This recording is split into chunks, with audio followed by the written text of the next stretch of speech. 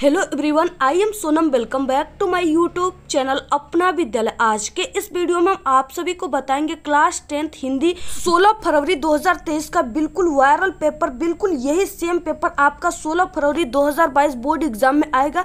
तो आप लोग को हम इस पूरे पेपर के उत्तर के साथ बताएंगे। आप लोग इस वीडियो को बिना स्किप के लास्ट तक देखिए। यहाँ पे देखिए, सबसे पहले आपको अपने पेपर में 10 अंकों का अनुक्रमांक जरूर लिखना है। इसके बाद आपको नाम लिखना है, ठीक है। तो यहाँ पे देखिए, जो आपका क्लास 10th हिंदी का पेपर होता है बोर्ड का, वो पूर्णांक 70 का होगा, ठीक है। और इसमें आपको समय 3 घंटे 15 मिनट का मिलेगा, जिसमें आपको 15 मिनट का जो समय है ये पूरे प्रश्न पत्र पढ़ने के लिए निर्धारित है, ठीक है। आप लोग जरूर 15 मिनट इस पूरे प्रश्न पत्र को पढ़िएगा। तो यहाँ पे देखिए, जो पहला क्वेश्चन है, यानी अब आप सभी का न्यू पैटर्न के अनुसार 20 नंबर का बहुविकल्पी क्वेश्चन, ठीक है, क्लास 10th के आल पेपर में आप सभी को देखने को मिलेगा, आल सब्जेक्ट में। तो हिंदी में भी 20 नंबर का बहुविकल्पी क्वेश्चन आएगा। तो सबसे पहला क्वेश्चन दिया हुआ है, निम्नलिखित कथनों में से कोई एक कथन सही है, उसे पहचान कर लिखिए। यहाँ पे देखिए 4 ऑप्शन दिए हुए। पहला है मित्रता, आचार्य रामचंद्र शुक्ल का प्रसिद्ध नाटक है, बिल्कुल गलत, ठीक है। इसके बाद दीपदान डॉक्टर राम कुमार वर्मा द्वारा रचित महाकाव्य है, ये भी गलत, क्योंकि जो दीपदान है वो डॉक्टर राम कुमार का, ठीक है, एकांकी है। इसके बाद नेक्स्ट है रंगभूमि, मुंशी प्रेमचंद्र का उपन्यास है। तो ये जो ऑप्शन है ये बिल्कुल राइट आंसर है, ठीक है। जो रंगभूमि है वो मुंशी प्रेमचंद्र जी का उपन्यास है। तो यहाँ पे आपको एक ऑप्शन को क्या करना है, चूज करके अपनी OMR आंसर शीट पे लिख देना है। इसके बाद नेक्स्ट है दूसरा क्वेश्चन, निम्नलिखित कथनों में से कोई एक कथन सही है, उसे पहचान कर लिखिए। तो यहाँ पे देखिए कई दिया हुआ, जैसे झूठा सच के लेखक रामविलास शर्मा है, तो ये भी गलत है। आवारा मसीहा एक उपन्यास है, ये भी गलत है, क्योंकि आवारा मसीहा एक जीवनी है। नेक्स्ट है महादेवी वर्मा एक उपन्यासकार लेखिका है, ये भी गलत है।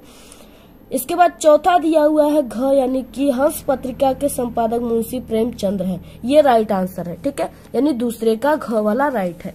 इसके बाद नेक्स्ट क्वेश्चन क्या है, उसने कहा था किस विधा की रचना है, ठीक है, तीसरा बहुविकल्पी क्वेश्चन है। तो यहाँ पे उसने कहा था कहानी विधा की रचना है। नेक्स्ट है चौथा, त्याग पत्र के लेखक का नाम है, तो वो जैनेन्द्र कुमार है, ठीक है, पहला ऑप्शन राइट है। नेक्स्ट है पांचवा, नई कविता का प्रवर्तक माना जाता है, तो वो सच्चिदानंद हीरानंद वात्स्यायन अज्ञे जी को माना जाता है। नेक्स्ट है छठवां, निज भाषा उन्नति अह सब उन्नति को मूल उक्त के लेखक कौन है, यानी इसमें इसके लेखक कौन है, तो वो भारतेंदु हरिश्चंद्र जी है, ऑप्शन घ राइट है। सातवां क्वेश्चन है, कौन सी रचना कविवर पंथ की नहीं है, तो यहाँ पे देखिए युगवाणी जो है ये भी पंत जी की है, यानी सुमित्रानंदन पंत जी का नाम है। और उसके बाद लोकायतन भी है, लेकिन ये सुनहरे सेवा जो है ये इनका नहीं है, तो यहाँ पे ऑप्शन क। इसके बाद नेक्स्ट है कला और बूढ़ा चांद के रचनाकार हैं, तो कला और बूढ़ा चांद जो है इनके रचनाकार सुमित्रानंदन पंत है, ठीक है, ऑप्शन घ।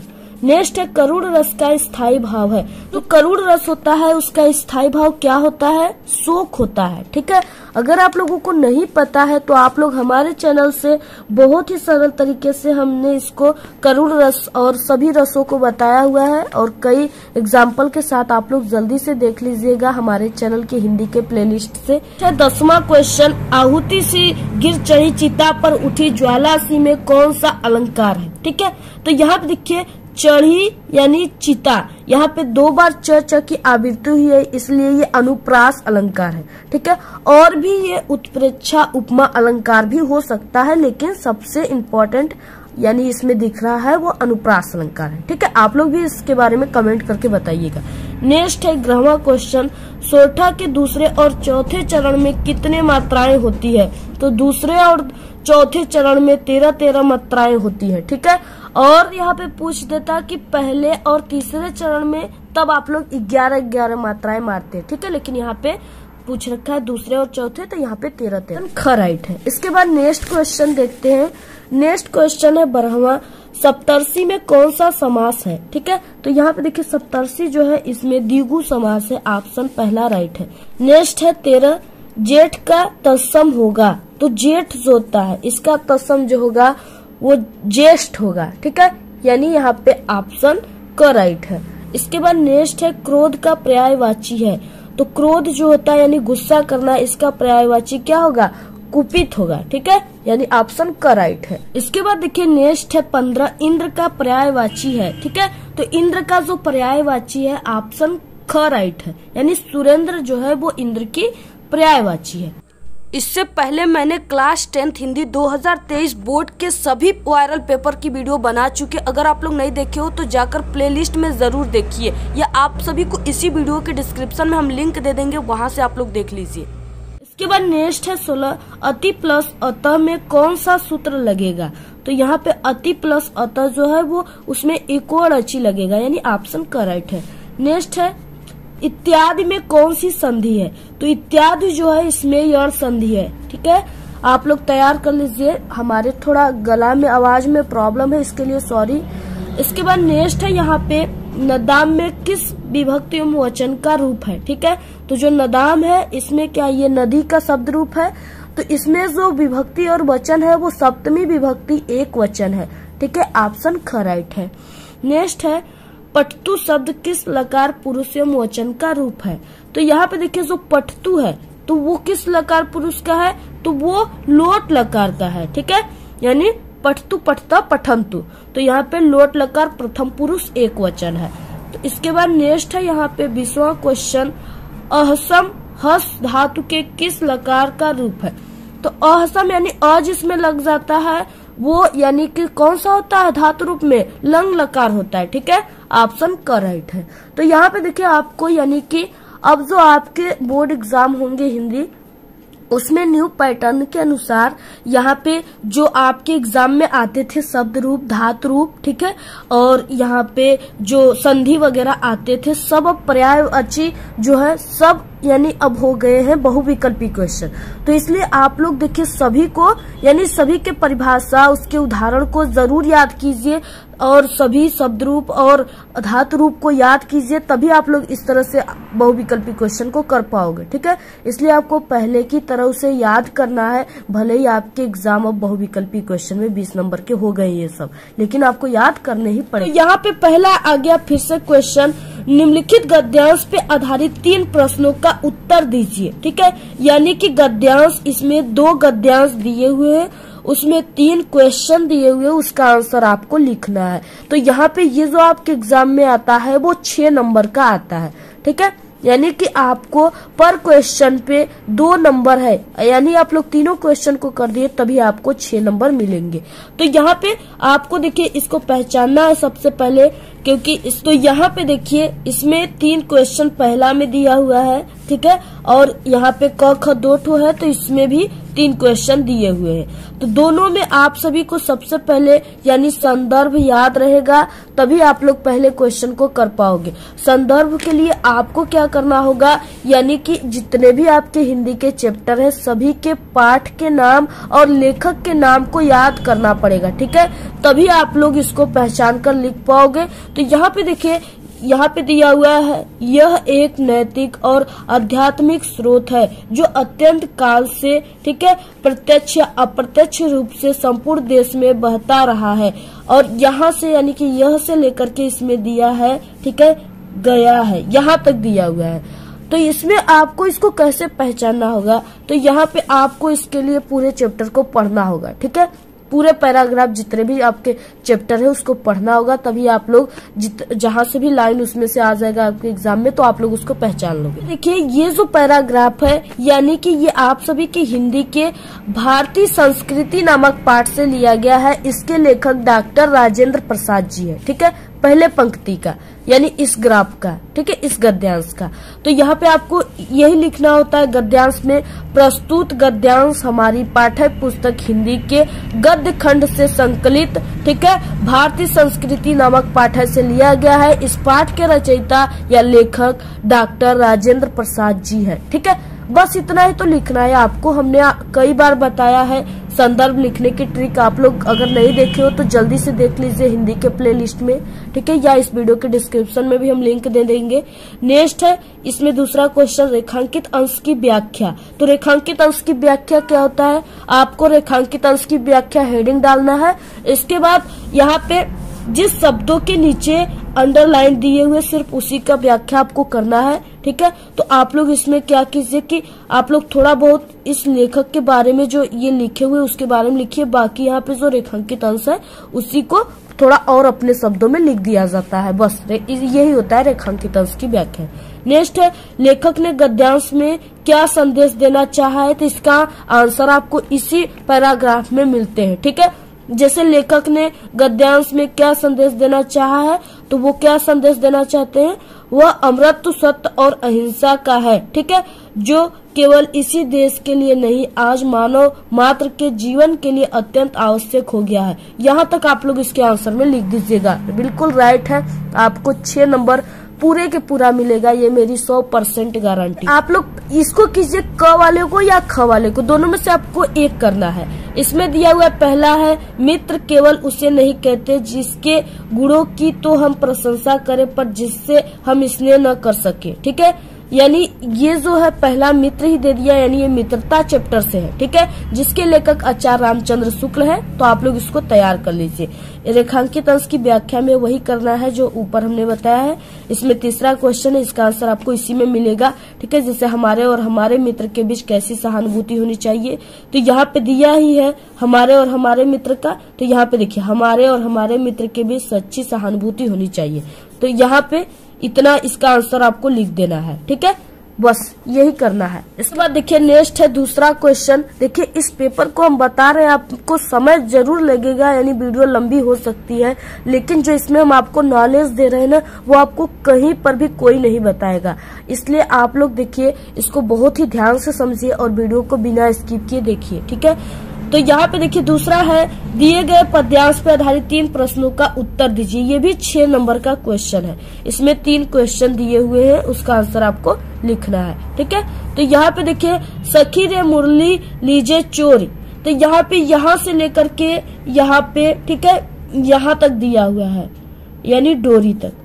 तो ये जो है आपको इसको पहचानना है। तो ये जो पाठ है यानी किस पाठ से लिया गया है, तो ये सूरदास के पद पाठ से लिया गया है। ठीक है, इसके बाद गोपिकाएं क्या योजना बना रही है, तो गोपिकाएं श्री कृष्ण का मुरली चुराने की योजना बना रही है। और रेखांकित अंश की व्याख्या वही है, यानी कि सिर्फ इसी का व्याख्या कर। यहाँ पे देखिए आपको दोनों में से किसी एक को करना है। दूसरा दिया हुआ है, मेरी भव बाधा हरो। ठीक है, यानी इस तरह से दिया हुआ है, होई तक। ये जो है ये बिहारी लाल जी का है, यानी बिहारी लाल जी के भक्ति से लिया गया है। ठीक है, तो आप लोग इसको तैयार कर लीजिए। इसमें तीसरा क्वेश्चन दिया हुआ है, इसमें बिहारी जी किससे अपनी बाधाओं को दूर करने के लिए प्रार्थना कर रहे हैं, तो बिहारी जी, ठीक है, राधा जी से अपनी बाधाओं को दूर करने के लिए प्रार्थना कर रहे हैं। तो इसका आंसर आपको लिख देना है। बाकी नेक्स्ट आ गया तीसरा क्वेश्चन आपके पेपर में आने वाला। तो यहाँ पे दिए गए संस्कृत गद्यांशों में से किसी एक का संदर्भ सहित हिंदी में अनुवाद करना है आपको। ठीक है,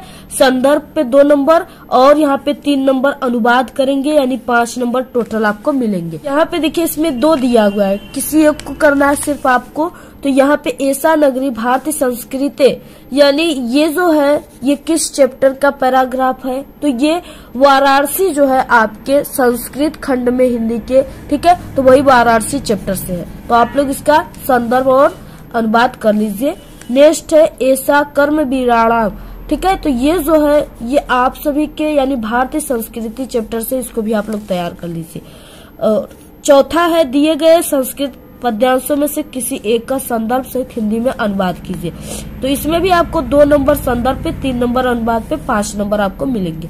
पहला दिया हुआ सर्वे भवन्तु सुखिनः सर्वे सन्तु निरामया सर्वे भद्राणि पश्यन्तु मा कश्चित् दुर्भाग् भवेत्। ठीक है, और दूसरा यहाँ पे दिया हुआ पहला और दूसरा में से आपको कोई एक को करना है, जिसका आपको क्या करना है, संदर्भ और इसका अनुवाद लिखना है।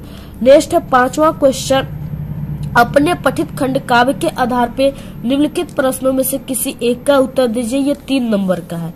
तो ये देखिए जिला वाइज होता है, यानी ज्योति जवाहर है और इसके बाद यहाँ पे मुक्ति दूत है। ठीक है, कई दिए हुए हैं, तो ये आप लोग अपने टीचर से कंफर्म कीजिए कि आपको कौन से खंड काव्य पढ़ने हैं, या आप लोग अपना जिला बता देंगे तो हम आपको कमेंट में बता देंगे कि आपको कौन सा पढ़ना है, और उसी हिसाब से आप लोग याद कर लीजिए। इसमें देखिए मुक्ति दूत दिया हुआ है। ठीक है, अग्र पूजा है, मेवाड़ मुकुट है, जय सुभाष है, कर्मवीर भरत है। ठीक है, तुमुल है, इसके बाद यहाँ पे चंद्रशेखर आजाद यानी मातृभूमि है, इसके बाद यहाँ पे कर्ण है, ठीक है, यानी कई दिए हुए हैं। ये जिला वाइज होता है, आपके जिला में जो पढ़ा जाता है आप लोग वही सिर्फ याद कीजिए।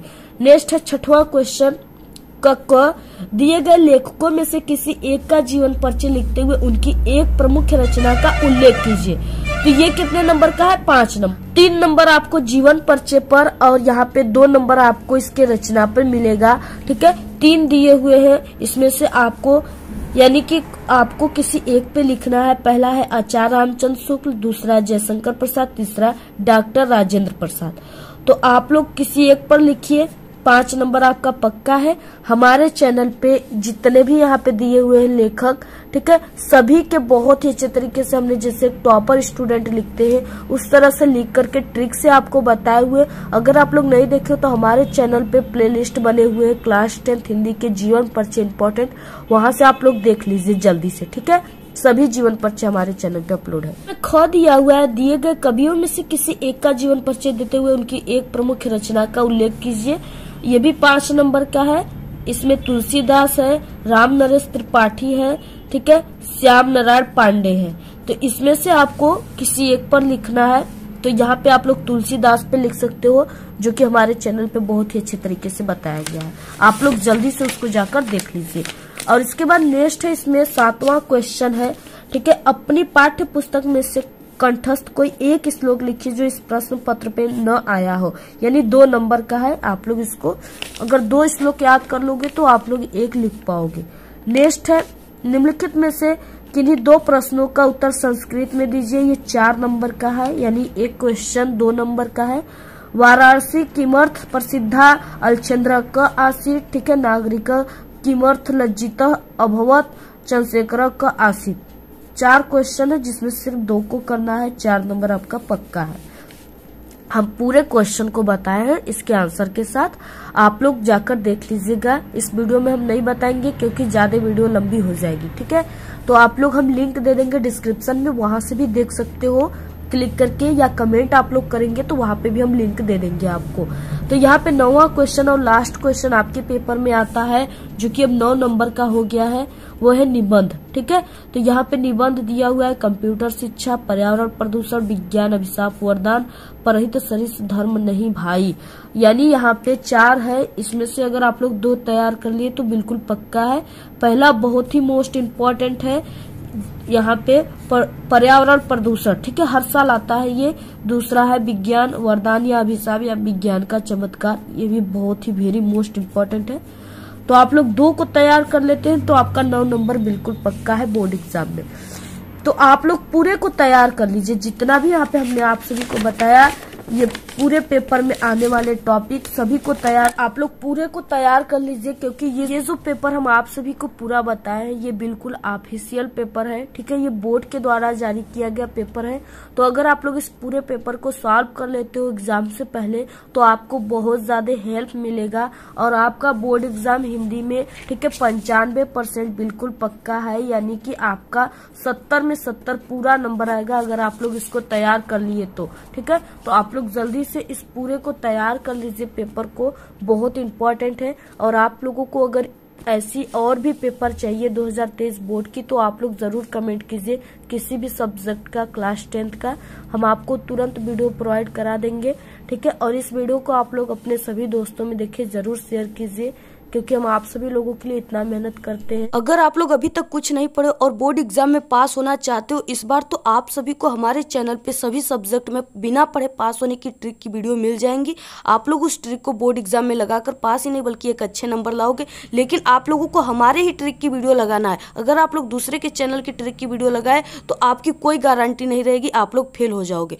इसलिए अगर आपको पास होना है तो हमारे चैनल के सभी ट्रिक की वीडियो आप लोग देखो। तो आपको ये वीडियो कैसा लगा? अगर वीडियो पसंद आए तो एक बड़ा सा लाइक कर दे, चैनल पे नए तो सब्सक्राइब जरूर करें। आप लोग इस वीडियो को ज्यादा से ज्यादा अपने सभी दोस्तों में शेयर कीजिए। हमारे चैनल पे बोर्ड एग्जाम से रिलेटेड कई इंपॉर्टेंट ट्रिक और टिप्स की वीडियो अपलोड है। आप लोग अगर विजिट नहीं किए तो एक बार आप लोग हमारे चैनल पे विजिट जरूर करें। तो आज के इस वीडियो में सिर्फ इतना ही। आप लोग कमेंट करना बिल्कुल ना भूले। Thanks, all the very best, bye bye.